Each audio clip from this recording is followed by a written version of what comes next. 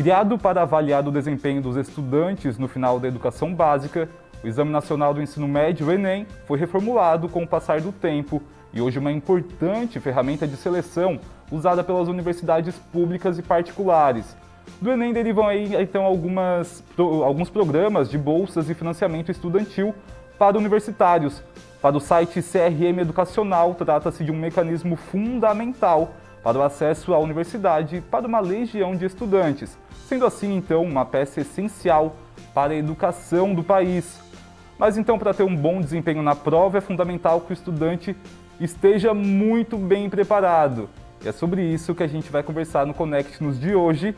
Eu estou recebendo duas pessoas aqui que entendem muito bem sobre o assunto.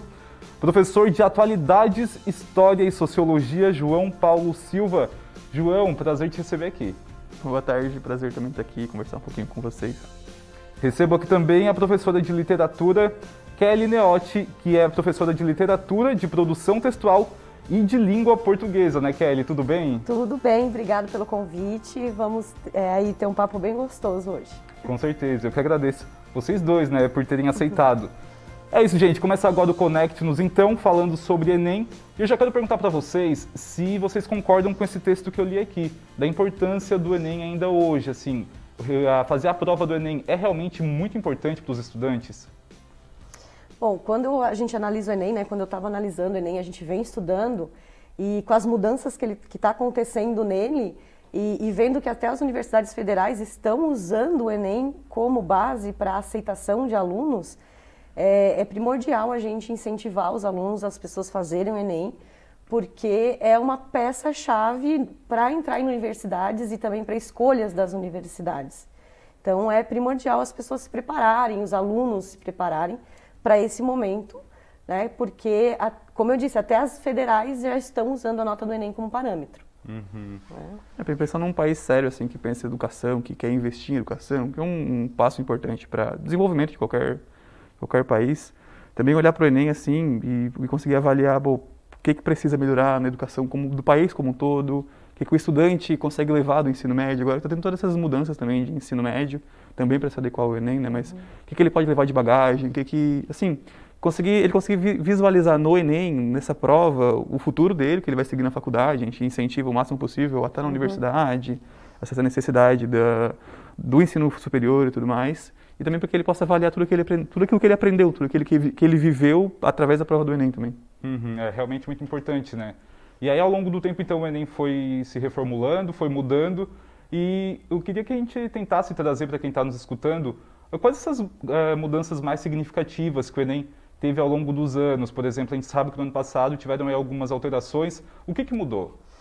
Vou contar um pouquinho da minha experiência. Eu fiz um dos primeiros Enems, em 99, né, que era para avaliar realmente o que você trouxe de bagagem do ensino médio. Então não era para entrar em universidades, era realmente para avaliar. E durante todos esses anos o Enem ele foi se reformulando e a gente tinha uma significativa muito grande em contextualizações, em questões mais sociais. De 2020 para cá, né, 2019, que foi a quebra, parou-se um pouco de falar em contextualizações sociais e realmente focou mais em conteúdos. Então é a principal mudança que tem. 99, 2000 era para avaliar o que a gente está trazendo de bagagem do ensino médio exclusivamente. Depois ele começou a ser entrada para universidades. E a quebra maior de conteúdo mesmo, troca inesperada, vamos dizer assim, foi de 2019 para cá, que a prova foi totalmente reformulada, né? Que é um passo a mais aí para a gente se adequar e tentar entender aí o pensamento tanto da bagagem que o aluno traz do ensino médio para ver o que ele traz, quanto também para a vida dele, que está bem focado num projeto de vida. Uhum. O que tu acha, João? Nas tuas disciplinas, tu sofreu não, né? Mas sentiu algumas mudanças, alguns impactos aí? Eu acho que para as ciências sociais, para as ciências humanas, é um pouquinho diferente. Porque a gente percebe que tem, talvez, não esvaziamento, mas uma redução do conteúdo específico. Tu não tem mais a marcação, uma coisa que era bem claro na época, era que sempre tinha, era Vargas no Enem. Então, tu sempre tinha uma questão de ditadura militar. Então, tu vem esvaziando um pouquinho para tentar, talvez, dialogar com outras disciplinas, para tentar buscar uma reflexão sociológica, uma reflexão histórica, buscar um pouquinho da geografia. Então, a gente vê uma percepção de mais, talvez, união das áreas das ciências humanas, principalmente, aí eu vou ter que entrar, interpretação de enunciado. Sim. A gente não consegue trabalhar separado, porque é fundamental que o aluno interprete o enunciado, mais do que a informação em si, ele consiga interpretar aquilo que o problema está falando para ele, que o Enem está trazendo para ele, que são questões atuais também, são questões presentes do cotidiano e que ele saiba interpretar dentro de um contexto histórico, dentro de um contexto aí que, do ano passado, por exemplo, analiso o que foi mais voltado para uma geografia, dentro de uma ideia mais ampla, vamos dizer assim. Então, tem que ter uma bagagem no sentido de interpretar um enunciado, de ter aquela informação e conseguir unir as duas coisas, que se torna um desafio. Sim. Falando em desafio, gente, aí no ano que vem entra em vigor o novo ensino médio, e aí eu acho que trará, então, muito mais alterações, né, no Enem. O que vocês imaginam que vai ficar, o que vai ser do Enem a partir do novo ensino médio? O novo ensino médio é novo também para a gente, sim, né, sim, essa adaptação.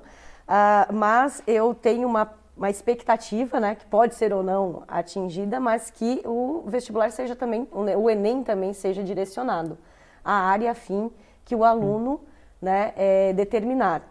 Quero uma engenharia, ele vai se focar tanto no núcleo comum, mas também boa parte da prova vai ser focada nesse núcleo específico. Esse tipo de prova já acontece em algumas instituições, né? Eu acho que principalmente as particulares, não sei, porque a federal acaba englobando tudo, né? Uhum. Mas eu acredito que as particulares, quando tem um vestibular, é mais direcionado para aquele curso, assim, né? Já tem, né, o mais vocacionado, né? É engenharia, então vai seguir para engenharia. É área de comunicação, é mais vocacionado para a educação. E eu acredito que com a mudança do ensino médio, né, do novo ensino médio, a tendência é o Enem também seguir, né, essa proposta. Uhum. Tendo que acreditar que cada vez mais vai haver diálogos dentro das áreas, assim. Que, bom, o aluno vai estar direcionado aí para a área que ele tem afinidade, e dentro dessa área ele vai ter que buscar as referências daquela... Do núcleo comum, né? Do núcleo comum, as engenharias e...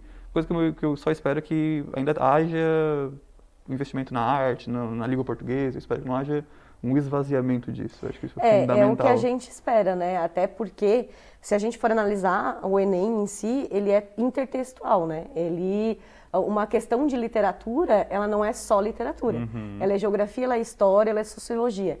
Então, o que a gente espera é que se mantenha, né? E que se aprofunde nessa amplitude, nessa conexão entre as disciplinas, que eu acredito que é isso que o novo ensino médio quer fazer, e o que a Enem, né, a prova vai fazer, que é o conhecimento de mundo do aluno vai ser mais importante do que uma regra gramatical.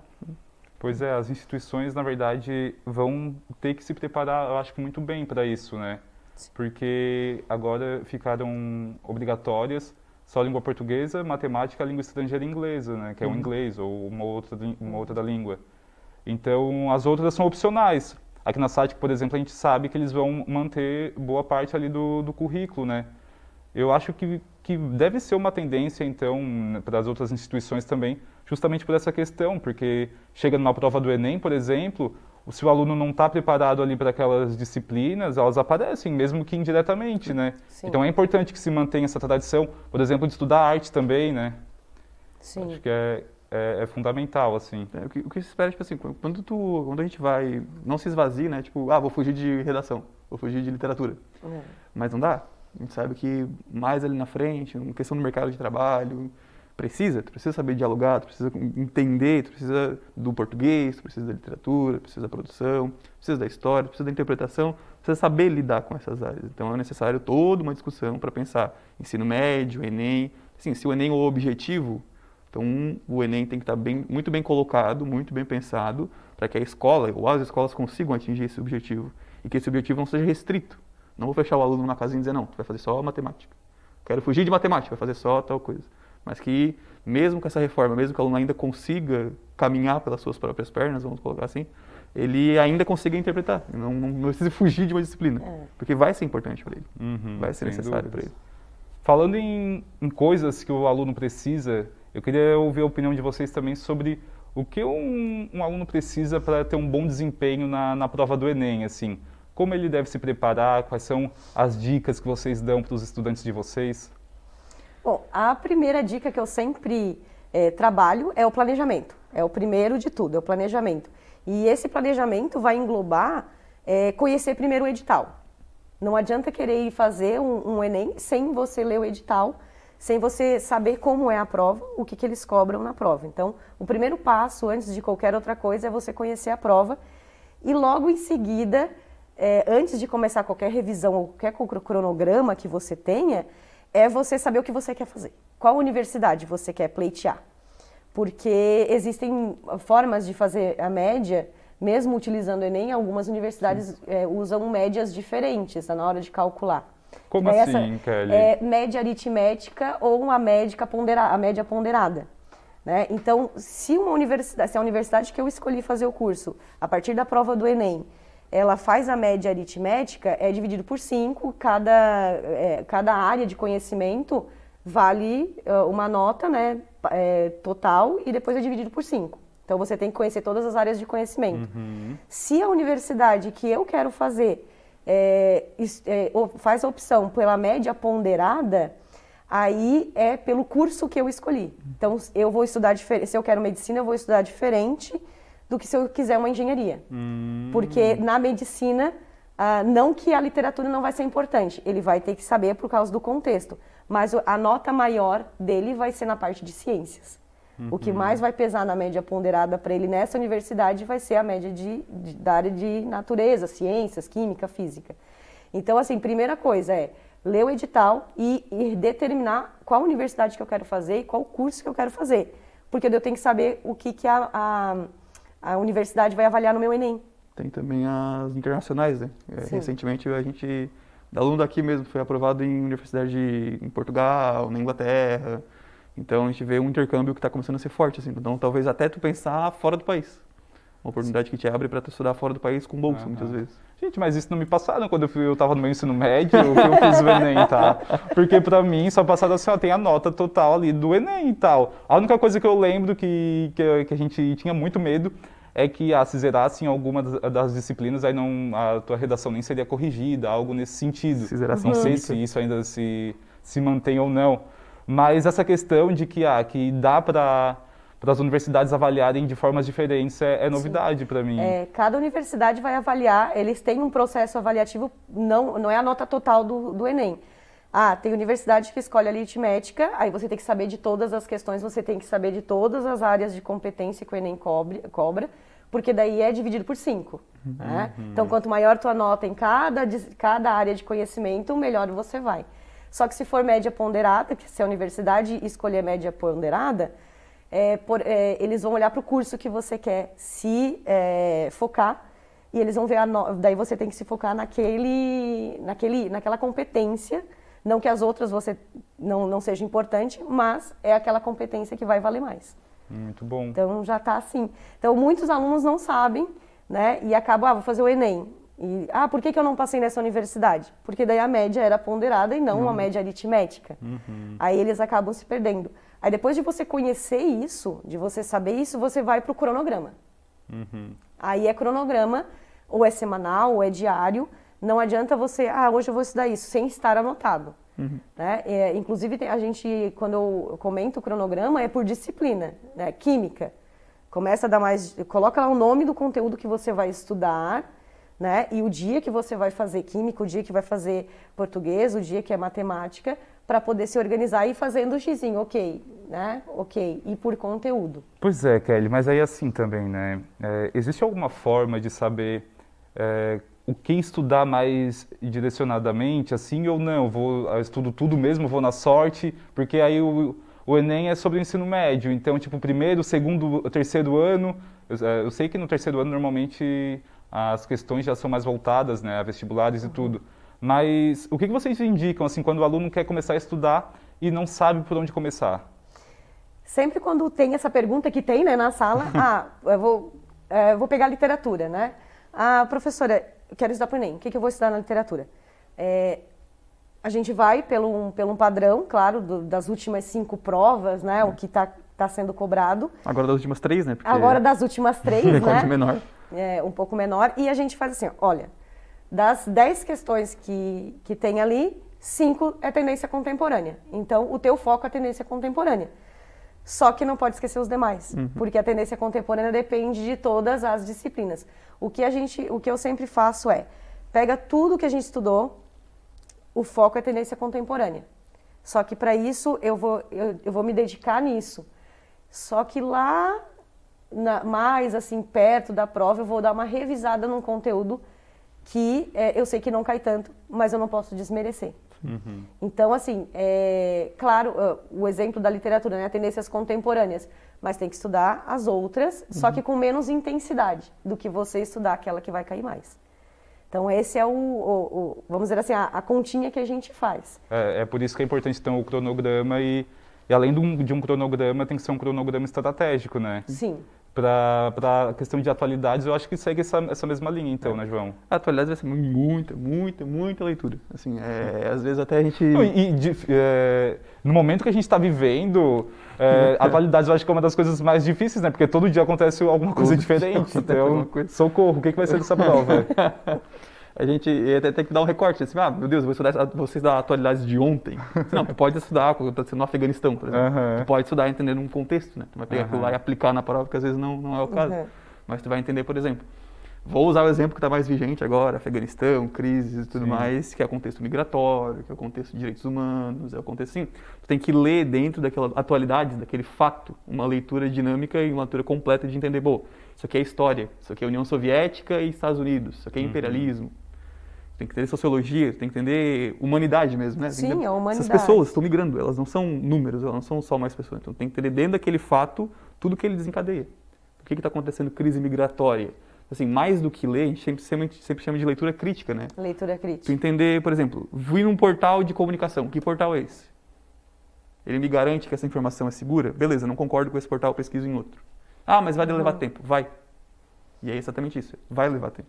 Tem que investir esse tempo agora, o aluno tem que investir esse tempo agora em fazer uma leitura, entender que isso aqui é história, é geografia, é leitura de mundo, é economia, e entender, concordo com esse portal, achei essa informação, beleza. O que essa informação me diz? Ela me diz sobre direitos humanos, ela me diz sobre migrações, ela me diz sobre guerras, ela me diz sobre o mundo, como ele está se comportando. Ela me diz sobre pandemia, que a vacinação parou, por exemplo. Ela me diz sobre o papel da ciência. Então, mais do que só ler, né? Só ler aquela notícia passar que tá os olhos. ali, tu tem que encontrar dentro daquela notícia o que levou aquele conteúdo a ser atual, que é toda uma questão histórica, uma questão sociológica. Então, e a leitura, né? O ponto-chave que a gente sempre bate na tecla é a leitura, que é o que falta, né? A falta da paciência da leitura, porque está tudo muito instantâneo hoje, né? Tem quantas linhas? Hoje até separei os livros pro ensino médio. Tem quantas páginas? Eu, assim, as necessárias. E é o ponto-chave que a gente sempre bate na tecla, até quando, que é a segunda etapa de um planejamento, né? Fez o cronograma, é o contato com a teoria, e você só vai ter contato com a teoria se você ler. Né? Tem a leitura, as aulas, né? Seja uma videoaula ou aula presencial ou um aulão, né? E para depois você ir para o simulado. Aumenta o repertório cultural, né? Hoje está mais fácil de se preparar, eu acho, assim, também, né? Porque tem a questão que é muito fácil o acesso à internet hoje e tudo. Sim. Então, assim, tem muitos professores fazendo aulões e tal. Então, o aluno automaticamente ele tem mais possibilidades para se preparar para isso, né? Muito mais. Só tem que tomar cuidado para não ficar... Fugindo. Aí entra o cronograma. Aí entra o cronograma, né? O que eu vou fazer na quinta-feira? Na quinta-feira eu vou me focar em química. Em química eu posso estudar o conteúdo. Vou fazer uma leitura de uma revista que tem alguma coisa que tem a ver com química. Final de semana eu vou assistir a um filme que tem a ver com química, porque também é repertório. Então, assim, daí a importância do cronograma de... vou estudar sobre a essência. Opa, tem o filme Perfume, que dá para eu ampliar o repertório. Então, o contato com a teoria depende também de um cronograma bem feito e não se sabotar. né? Não se sabotar no cronograma. Se eu determinei que toda quinta-feira, da 1 da tarde às 5:30 da tarde, eu vou estudar, né? E não se sabotar. É que nem eu academia, né? Ah, vou fazer academia, daí se sabota. Faz um e como não se sabotar, gente? Porque eu acho que é muito difícil, né? Tem aí o peso do cansaço, né? De você já de manhã, às vezes está na escola e ouvindo. E a questão do não se sabotar é mais um trato que você faz consigo mesmo, né? Ah, não, eu vou fazer isso por mim. Quando a gente faz isso pela gente, a gente não vai... tem que cumprir. É uma meta, é uma promessa que eu fiz. E essa promessa eu tenho que cumprir. Senão eu vou me decepcionar comigo mesmo. Então, é aquela ideia da psicologia, né? Pois é. A gente tenta se estimular também, porque olha assim, ó, é um gás dos últimos 2 meses e tentar... É jovem, né? Todo mundo já passou. Por isso que a gente é com 16, 17 anos. Meu Deus, preciso de tudo agora, tem que ser agora. Assim, ó, o Enem é um gás dos próximos 2 meses, que às vezes eu vou optar de sair um dia, a gente sabe o que acontece, né? Não vou sair para poder dar uma estudada um pouquinho a mais. Se fica uma dúvida, vou tirar a dúvida na escola, vou ficar um tempo a mais na escola. Porque assim, é entender que esses próximos 2, 3 meses vão ser importantes para os próximos 5, 10, 20, 30 anos, que a pessoa vai escolher para a profissão. Sim. Né? Então, tentar fazer esse adolescente, esse jovem muito imediatista, que inclusive imediatismo é atualidades também, né? A internet também é atualidades, mas ele entender que há etapas, e essa etapa é necessária, o Enem é fundamental, para que lá na frente ele tenha uma condição de vida, um trabalho que satisfaça. Né? Uma das dicas que eu sempre dou quando eu estou trabalhando essa parte de cronograma e Enem é coloca no cronograma um dia para você ter de folga. Porque daí você não se sabota, porque daí naquele dia você sabe que você tem de folga, que você tem um tempo para você, que daí você pode ir ao shopping, que você pode ir a uma festa, não que você não vá poder ir, Sim. Só que você, se colocar no programa, é aquele dia, só naquele dia, não é todos os dias que eu vou ficar saindo. Então, para também não ficar só naquela... Não é neura, né? Eles falam neuros, mas é a questão de você... Que daí ajuda também a você não se sabotar, se você coloca no seu cronograma São um dia tipo de algumas descanso. bonificações, então. Porque eu lembro que eu fazia disso, assim, né? Sem nem ter sido instruído. Mas, por exemplo, eu lembro que eu pensava, se eu estudar tal coisa... Depois eu vou me permitir comer algo, porque eu sempre fui de comer bastante também, né? Então, assim, a gente faz no que a gente gosta, né? Então, eu fazia já isso também, assim, meio que no automático, porque precisava de alguma coisa para me incentivar, porque às vezes realmente a vontade era de largar tudo e né, deixar para lá. Mas essa questão do suporte psicológico, de ser muito importante, estar com o psicológico ok, é legal também para a questão de fui mal na prova.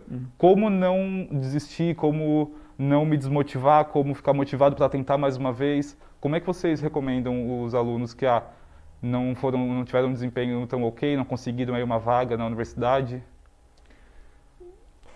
Daí é aquela questão. Uma coisa de mãe, né? Aquela coisa de mãe, assim, que a gente até agrega os alunos, né, nossos filhos, a gente fala assim, não foi bem, o que a gente vai fazer para melhorar isso, não desistir e ver o que faltou. Às vezes eles não têm aquela visão do ver o que faltou, né? Às vezes faltou o se analisar, né? Eu só estudei para química e não estudei para português. Aí não deu certo. Então, o que faltou? Faltou. Eu só estudei e não relaxei, não tive um dia de descanso. Então, isso aí faltou. Então, é se analisar e ver o que faltou. E que daí, quando a gente reconhece o que faltou, a gente pega o gás de novo. Opa, eu sei onde eu preciso, né, seguir no caminho. E realmente, mas a frustração acontece e a gente tem que saber lidar com ela. E daí essas dicas, né? Não, o que faltou? Vamos ver, vamos olhar aqui, né? Vamos se olhar e vamos ver, e ele reconhecer, e não um professor, ou um pai, ou uma mãe falar, você errou nisso. Sim. Mas fazer com que ele se reconheça. Eu não vou te falar onde você errou, você vai me trazer. E daí, a partir disso, um professor pode ajudar, uma orientação pode ajudar, os pais podem ajudar, mas fazer com que o aluno, ele reconheça onde está a falha, né? Tipo, realmente eu não me foquei muito aqui, porque daí ele não vai se desmotivar, porque não foi alguém que foi lá e apontou para ele e falou, não, você não fez isso. Não, ele vai falar assim, ó, ele vai se reconhecer é realmente eu que fiz. Então, então vamos lá, a partir daqui. Então é muito importante. A frustração é um aprendizado, né? A gente só tem que aprender a lidar com ela, assim. Claro, não é uma coisa muito simples de fazer assim, fica bem, né? Não é por isso que o reconhecimento, que eles se reconhecerem é importante, não alguém apontar para eles onde eles erraram. Sim. Né? É eles se reconhecerem. Muitas vezes fala assim, não foi bem no Enem, beleza, deixa de estudar, faz outra coisa e vai se virar na vida, né? Só que não, a gente nunca pode escantear a educação. Assim, nunca pode. Mesmo tendo passado no Enem, mesmo estando na faculdade, mesmo lá na frente, tem que continuar incentivando. Sim. Não pode escantear, é uma coisa que vai fazer parte da pessoa pro resto da vida dela. Porque normalmente também aqueles que não passaram na primeira, às vezes já passam na segunda, na terceira, acontece isso, né? Bem. Sim. Porque assim, às vezes não se prepara, às vezes aconteceu, viajei no segundo ano, né? Não fiz nada, não me preparei, não fui pra prova, porque acho que a gente já vai falar de medição de tempo, de cronometrar a questão e tudo mais. Viajei no terceirão, fui lá, não rolou porque eu sei que faltou um pouquinho de mim, né? Esse papel do reconhecimento. O papel do reconhecimento, ou porque quis aproveitar o último ano do ensino médio. E aí no ano seguinte já tá mais preparado, já tá mais ligado, já conhece como é que funciona, já vai de chinelo, né? Chinelo já de bermuda. Tá mais tranquilo. Essa preparação também para não desmotivar eles, né? Se reconhece. Não, realmente, porque eu quis aproveitar o meu terceirão, e daí agora, vamos lá, vamos focar. Né? É o se reconhecer. A gente também não pode apontar para ele assim, não, você não fez isso, porque daí sim desmotiva e realmente a pessoa vai desistir mesmo. Então tá, gente, Enem 2021 tá chegando, então. Aí a gente vai falar agora um pouquinho sobre essas questões mais técnicas. Sim. Estudante chegou para fazer a prova. Como se organiza ali na hora para dar conta de tudo? Como é que está essa questão do tempo que eles têm para fazer a prova? Faço primeiro a redação, faço primeiro questões dissertativas, argumentativas, enfim. O que vocês recomendam? Chegar mais cedo. Chegar mais cedo. Primeiro entrar na escola, Acha a escola, bota no mapa, bota no Google, vai de ônibus, bota no... Acha a escola. Acha a escola. Vê onde é que é. Vai, se puder, né? Vai com o pai na sexta-feira à noite. Vai de ônibus, sai da escola e vai ver onde é que é a sala da prova. Então, minha prova, sai antes, né? Minha prova é num prédio tal, sala tal. Vai lá, fica na porta da sala. Essa é a minha sala. Eu vou sentar naquele lugar se deixar. Daí, beleza, fechou. O reconhecimento do ambiente. Reconhece esse espaço, assim, aqui bate sol, aqui é calor, aqui é frio, como é que eu vou ficar? Vou poder vir A temperatura, tem ar-condicionado na sala? Porque tem gente que daí vai de manhã curta, eles ligam o ar-condicionado. Esquece, não vai se concentrar na prova. Tem bebedouro perto, tem banheiro perto, vai demorar quanto? Porque assim, uma das dicas que a gente sempre dá é leva uma aguinha, né? Vai tomando, vai se hidratando. Também não dá pra levar um rancho, né? Que tem gente que leva chocolate. Então, eu sou suspeito porque eu levei. No meu Enem eu levei. Mas não dá pra levar aquelas coisas muito barulhentas, né, João? Pelo amor de Deus, a pessoa tá querendo se concentrar. X. Não, eu posso. Essa história é muito curiosa. Eu fiz o Enem em 2014, né? Eu lembro que eu levei 6 barrinhas de cereal. Meu Deus. 2 pacotes de bolacha, 2 sucos e um sanduíche. Tu achou que tu ia levar quantos dias pra fazer a prova? Eu lembro que tem um colega do meu lado, ele olhava pra mim e ria. Afinal, eu quebrei o clima da prova. Tá tudo certo. Concorrência já se desconectou. Não, já foi aí. Metade o João já se deu o melhor. Mas sempre é importante, né, o reconhecimento, em primeiro lugar, para não chegar atrasado. O material necessário, porque muita gente perde de fazer o Enem porque não levou a caneta certa, que está lá no edital. Aí a leitura do edital. Tem gente que é esperto que vai vender na porta. E tem gente que é esperto que vai vender na porta, né, conseguir uma graninha. E a ideia, né, de, na hora da prova... Como tu falou, né, perguntou, né, a questão de começo por onde. Claro que tem a redação, que é uma hora no mínimo para você fazer a redação. Só que antes de fazer a redação, eu sempre oriento da seguinte maneira: leia o tema da redação, lê toda a proposta da redação, faz as suas anotações ou, né, na folha de rascunho e vai para a prova. Porque na prova, com certeza, vai ter alguma questão ou algum conteúdo que vai te ajudar a desenvolver um bom argumento. porque ela é vinculada, né? Vai ter questão, às vezes, de história, de literatura, de geografia, que tem a ver com o tema da redação. Então, se você lê lá a contextualização da prova, os pré-textos da prova, te ajuda na redação. Chegou numa questão que tem a ver com a redação, volta lá na redação e já anota. Mas o mínimo para a redação é 1 hora. Mas menos que isso não vai funcionar. E aí, pensar nesse tempo, exatamente, o aluno precisa estar preparado antes, precisa ter estudado o tempo dele, né? Pensado nele também, assim, eu demoro mais para fazer tal atividade, eu acho que eu preciso de mais leitura, eu acho que fiz um simulado, né? A SATIC oferece um caminhão de simulados. Um monte de simulados que são oportunidades para treino, né? Fiz um simulado, peguei um tema de redação que eu nunca vi na minha vida, né? Cara, com certeza a gente fala em algum momento da escola, mas não lembro tão claramente. Assim, então, eu preciso de 1h20 para fazer esse tema. Preciso de 1h30 para fazer esse tema. Então eu preciso, se eu preciso de 1h30, quanto tempo eu vou ter para fazer a prova? Eu fico nervoso, eu não fico? Chega um pouquinho antes, tenta sentar um pouquinho antes, vai com a cadeira desconfortável, vai que aconteceu alguma coisa, vai que a mesa tá bamba. Tem tudo isso ainda para se pensar. Analisa o tempo que tu utiliza para fazer uma questão de matemática, uma de português. Mais ou menos vai cronometrando para que tu não se desespere no final porque tá faltando tempo. Não termine cedo demais e fique ocioso, ansioso e tudo mais. E que tu consiga fazer com qualidade, pelo menos na maior parte das questões. A gente sabe que dá um cansaço, e nem pega pelo cansaço, nem pega pela leitura, pega pelo calor também. Pelo calor, que é bem a época de calor. Então precisa entender o processo, o aluno precisa entender o processo dele, para que ele não se desespere lá na frente e diz, meu Deus, não deu tempo de nada, ou meu Deus, estou aqui, fiz rápido demais, vou ficar lendo de novo, vou ficar voltando e eu já preenchi tudo. Sabe? Então preciso entender o tempo dele, ler toda a avaliação, de preferência, tenho mais dificuldade com redação, preciso de mais tempo para pensar. Lê o tema, relê, vai com calma, dá uma pensada, toma uma água, respira fundo, faz um rascunho, faz outro rascunho, assim. Tenha recursos, sabe? Tenha conhecimento daquilo que tu pode ou não pode ficar. Dá uma crise de asma na pessoa no meio da prova e aí complica, né? Vai de cada um, então, gente, assim, perceber como vai ser melhor para fazer a prova, talvez, começar pela área que eu tenho mais facilidade, enfim. Acho que então cada um se analisa, o que vocês acham? A preparação, daí vem a questão dos simulados. Quando a gente vai chegar, depois do contato com a teoria, a questão dos simulados. Os simulados eu sempre digo, façam como se vocês estivessem fazendo o Enem. Coloca o cronômetro. Eu tenho 4 horas para fazer essas 90 questões mais uma redação. Então tá, 4 horas. Vou ver o tempo que eu levei para fazer tudo.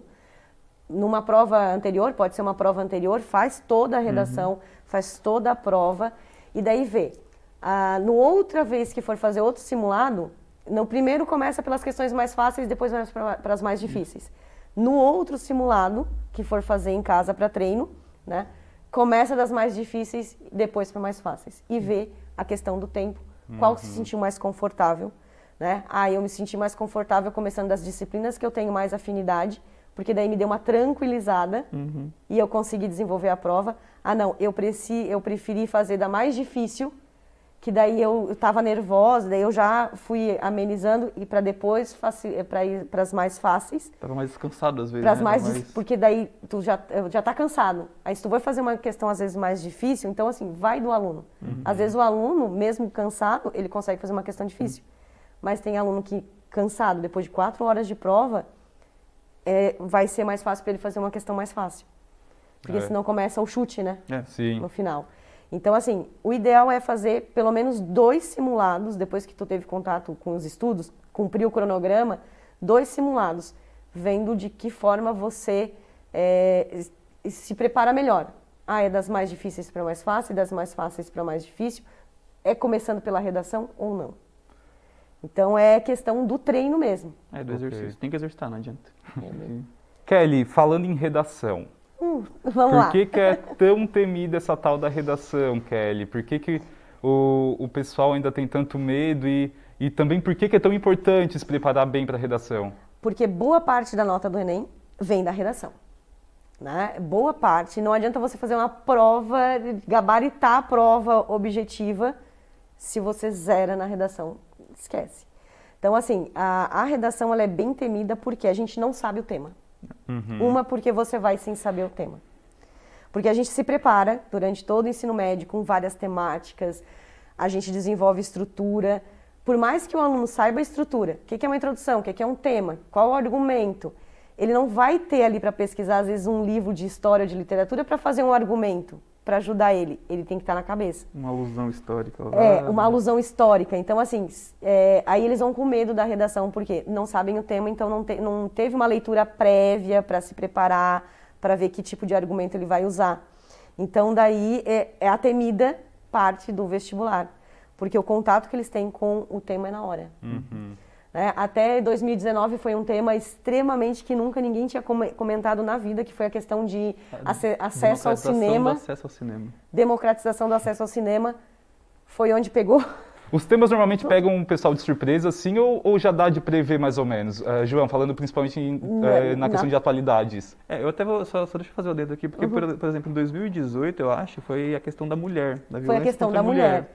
E aí tem uma questão, parece um tema muito fácil, e aí teve gente que escreveu sobre outra coisa, que não que o tema pedia. Sim. Então, assim, parecia muito fácil escrever sobre aquilo que eu sabia sobre. Sim. E aí não se pautou. Com relação à atualidade, de pensar temas, é complicado, assim. Tem que estar preparado. A gente se prepara para fazer reflexões e leituras de mundo, né? Quando a gente vai falar de pandemia, que é o que a gente mais se preocupa, né? Porque, enfim, os últimos 2 anos aí de pandemia, não é só a pandemia em si, o que é o coronavírus, o que é o Covid, mas assim, o que isso impacta, né? Como é que a internet influencia na nossa vida durante um período de pandemia? Como é que se modula o estudo durante a pandemia? Então, tem várias ramificações. Se vir um tema da questão ambiental, não é só a questão ambiental, mas toda a parte da geografia, toda a parte aí a minha leitura de mundo de desastres ambientais que aconteceram, o que afetaram, o que não. Então, assim, a redação é temida pelo fato de você não ter conhecimento do tema. Você não teve a oportunidade de ler, né, e de buscar mais informações. Você vai ter que se pautar naquilo que você está lendo, no que você está estudando e tentar organizar uma forma de fazer alusões históricas, argumentos que a gente está acostumado a fazer argumentos pesquisando, né? O argumento literário eu posso usar aqui. Então, assim, aí vai da leitura. Para não ficar nervoso na hora da redação, é a leitura. Por isso que a gente investe na leitura de livros. Teve a questão do alcoolismo também, na redação. E eu tinha trabalhado um livro de literatura, que era Cemitério dos Vivos, que falava sobre o alcoolismo. Então, assim, se o aluno leu, e se ele participou das análises literárias que a gente fez em sala, ele ia lembrar que ele pode usar esse argumento. Então, assim, a redação é temida porque ela é um peso muito grande. E pelo fato da gente não saber o tema, dá aquela ansiedade. Sim. E, meu Deus, será que eu vou conseguir escrever? Então, a gente foca na estrutura, né? Você tem que apresentar bem o tema. Aqui tem que ter o tema, né? Tem que ter lá no final tem que ter intervenção. Pois é, Kelly. Qual a estrutura de uma boa redação? Como começa, como termina, como desenvolve? Na introdução, tem que ter a tese. Tem que aparecer a tua tese, o que você vai defender. E, geralmente, é um parágrafo aí que a gente avalia de 6 a 8 linhas, né? Estrutura de paragrafação. 2 parágrafos para desenvolvimento, onde você vai defender a tua tese, a tua ideia, né? As vantagens, as desvantagens, o que aquilo afeta na sociedade ou não. E na parte final do texto, que é a conclusão, que é um parágrafo também de 6 a 8 linhas que a gente trabalha, é a questão de proposta de intervenção. O que eu vou propor de maneira coletiva e não maneira individual, para que esse problema seja solucionado. Então, assim, essa estrutura na cabeça do aluno, se ele for com essa estrutura de que eu sei desenvolver uma tese, eu sei defender a minha ideia, vantagens e desvantagens, e, né, o que isso afeta a sociedade, o que não afeta, e sei fazer uma proposta de intervenção coletiva, que daí vem a questão do você pensar no coletivo, né, como é que eu resolvo esse problema coletivamente, eu tenho uma estrutura perfeita que eu consigo encaixar qualquer tema. E é interessante, então, começar com essas questões primeiro, né? Sim. De pontos aí que estão em dúvida, pontos que o pessoal... sobre aquele assunto que o pessoal vai abordar na redação. Então, começo com esses pontos, aí depois trago, então, talvez algumas soluções e depois, lá no final, uma conclusão com o que, de fato, eu posso fazer para melhorar isso. Coletivamente, né? A proposta de intervenção, que a gente chama, né? De que forma esse problema pode ser resolvido de forma coletiva. Então, se ele pensa nessa estrutura, ele consegue encaixar qualquer tema dentro dela. É sempre importante ter um olhar, pensando nisso, um olhar crítico, mas um olhar, por exemplo, humanizador. Né? Tu olhar para uma situação com um olhar humanizador. Tipo, pensar no coletivo é pensar em todas as pessoas. Tu ter um olhar que tu, dentro da redação, que tu pense, por exemplo, numa sustentabilidade, né? Desenvolvimento sustentável, numa boa convivência para todas as pessoas, no respeito às diferenças, pensar lá nos direitos humanos, é uma reflexão que a gente sempre faz em atualidades, né? Pensar lá nos direitos humanos, direitos das pessoas, das diferenças, igualdade, equidade, como chegar, como alcançar. Então, sempre é importante ter esse olhar crítico, mas entender que há uma necessidade de liberdade, de democracia, de um olhar humanizante, um olhar para as pessoas, para o meio ambiente, para os animais, né? Que até pode surgir um tema de e que daí entra atualidades nisso. Então, como é que eu vou desenvolver uma redação se eu não tenho esse conhecimento de mundo, essa leitura para poder desenvolver, né, essa estrutura? Porque a estrutura a gente trabalha no colégio. O conectivo certo, a pontuação certa, de que forma que eu vou abordar isso, né, principalmente a questão da estruturação gramatical, né, e da estruturação da redação. A gente tenta preparar dessa maneira, para que o aluno, com qualquer tema que venha, se ele tiver uma leitura de mundo, ele vai aplicar. Para a gente finalizando, então, algum palpite de tema para esse ano da redação, gente? Do Enem é difícil, né? Outras universidades até a gente consegue determinar, até pelas escolhas dos livros literários, tem muito a ver, né? Quando vem as outras universidades, que vem a lista de livros literários, a gente consegue, é a mesma temática em todos os livros, então a redação vai ser nesse viés. Como o Enem não tem nenhuma obra literária obrigatória, ele parte do pressuposto de que você tem que ler todos os clássicos. É isso, né? Parte do pressuposto de que desde o 6º ano até o 3º você tem que ler todos os clássicos da literatura. A gente não tem como dar um palpite para o Enem, até porque pode ser até perigoso, de repente, da gente dar um palpite e as pessoas se direcionarem só para aquilo e virar algo totalmente diferente. Né? Então, o meu palpite é: leiam tudo, um pouquinho de tudo. Um pouco de física, um pouco de química, um pouco de ciências, um pouco de literatura, um pouco de história, que é para quando chegar e vir um tema, você conseguir trabalhar. Até tem um livrinho que eu sempre trabalho no ensino fundamental, que eu também indico para o ensino médio, que é a Bússola e a Balança, que trabalha equidade, a questão de leis, a questão de direitos humanos, que por mais que é uma linguagem para 6º, 7º ano, sabendo como se estrutura uma sociedade, qualquer tema que vir na redação você vai conseguir desenvolver.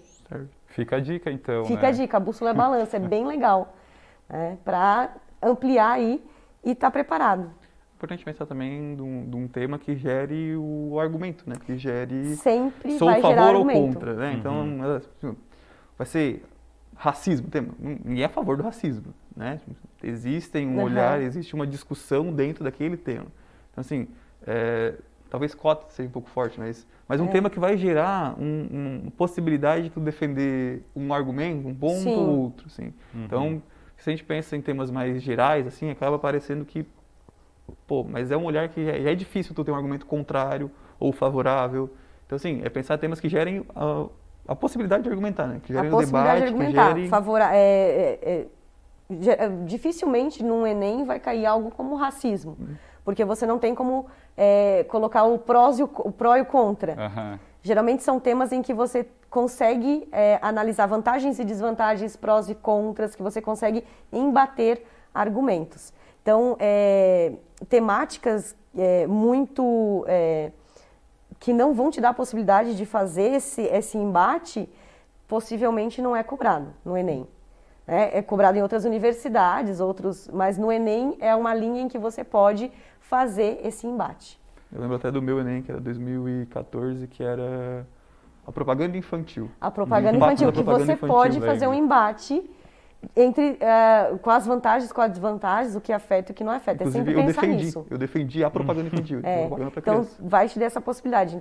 Então, pensar nisso. Qual o tema? Não, vai ser um tema em que vai me dar a possibilidade.